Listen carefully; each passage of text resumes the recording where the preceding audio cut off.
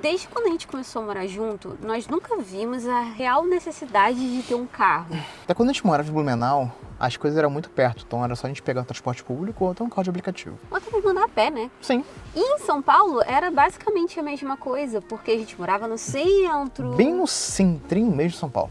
É, e a gente tinha acesso muito fácil ao metrô, a gente tinha acesso muito fácil a carro de aplicativo que a gente usava pra caramba lá.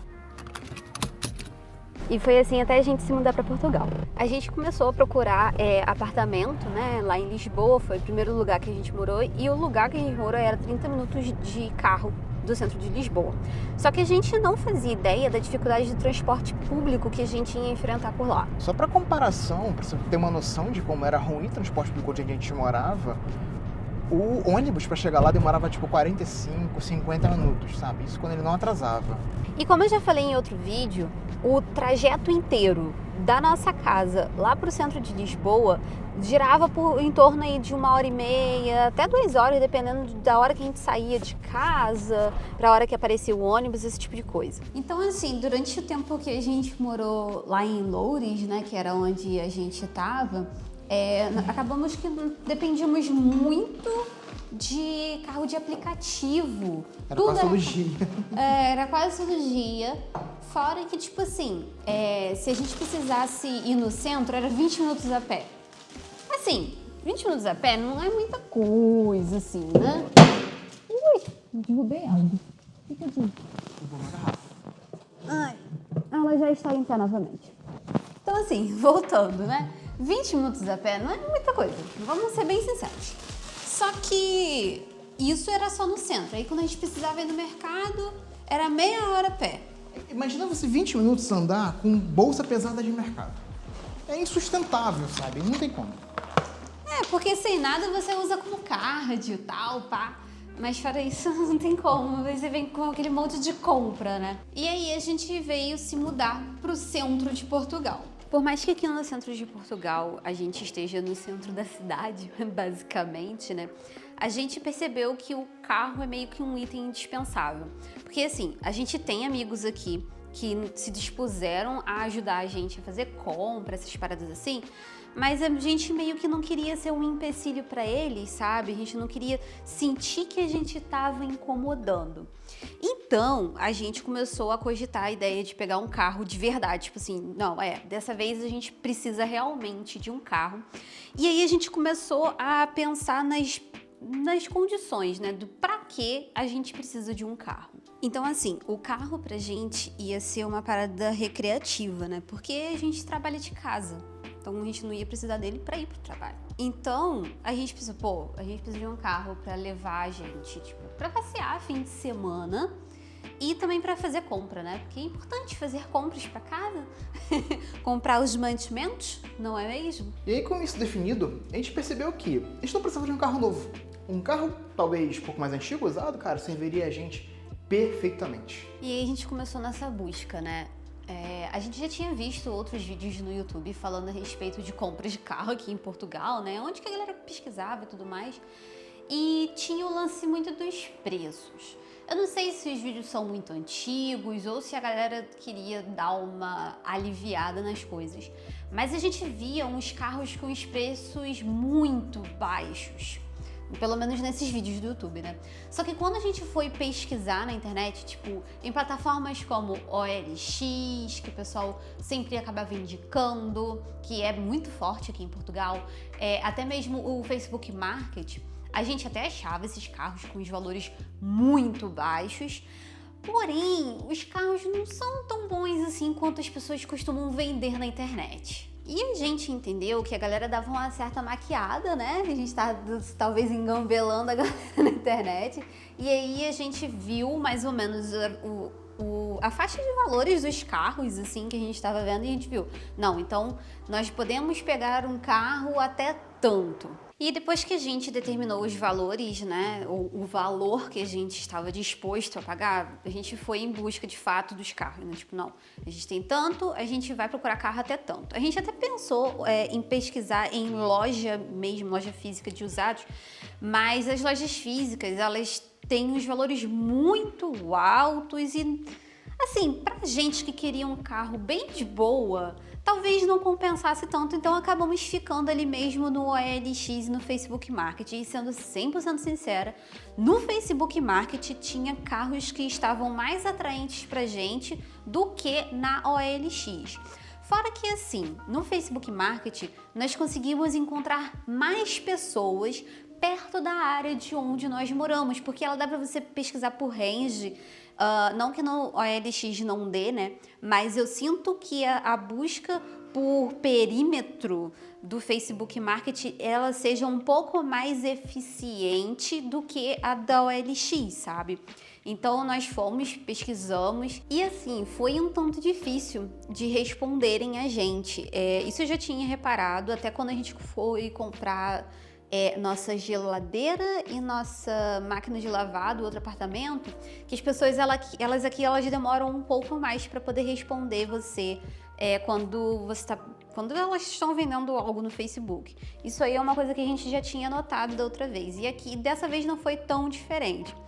Exceto pela pessoa de quem a gente comprou o nosso carro, porque na verdade ele respondeu até bem rápido. Ele não foi dos primeiros carros que eu tinha encontrado no Facebook Market, porque eu que fiz a maior parte da pesquisa, porque eu selecionava os carros e mostrava pra Maíque.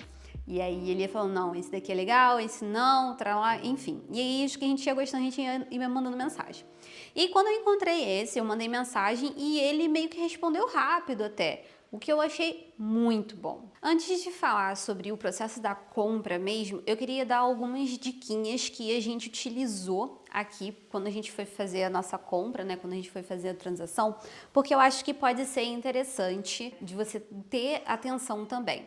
Primeiro, a gente fez essa pesquisa de carros que estivessem próximos da gente, para que fosse fácil da gente ir ao local e dar uma olhada no carro e poder talvez fazer um test drive e tudo mais, para a gente ter certeza de que o que estava sendo anunciado fazia sentido com o que era na realidade. Outra coisa, dá uma olhada quanto tempo que o anúncio está ativo, porque quanto mais antigo, maior a possibilidade da pessoa nem te responder. E eu digo isso porque assim, tinham vários e vários anúncios de mais de 6 meses, tinha anúncio até de 1 ano, que eu tinha certeza que a pessoa não ia responder, e se bobear, a pessoa até vendeu o carro e ela não tirou do Facebook Market. Outra coisa também muito importante é você olhar de quando que é o perfil da pessoa que está anunciando o carro, porque a gente sabe que no mundo existem pessoas ruins. Eu não estou falando de países, eu estou falando do mundo.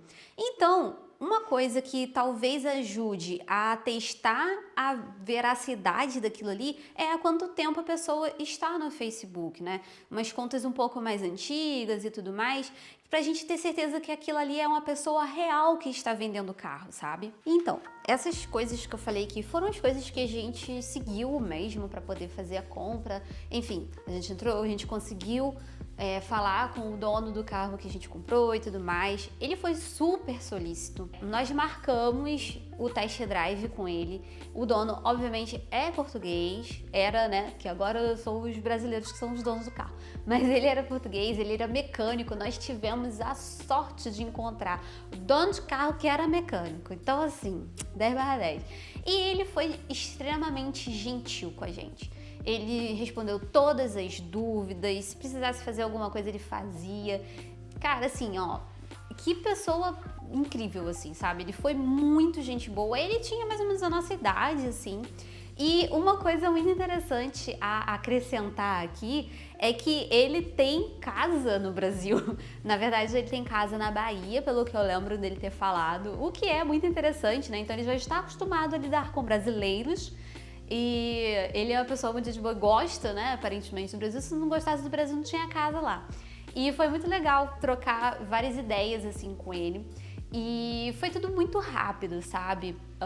A gente fez o test drive, a gente acertou tudo, né? A gente conversou direitinho como que ia ser a transação da compra, como que fazia, quais eram os passos necessários, e ele passou tudo muito certinho pra gente. Então assim, como é que foi depois de fechar o negócio?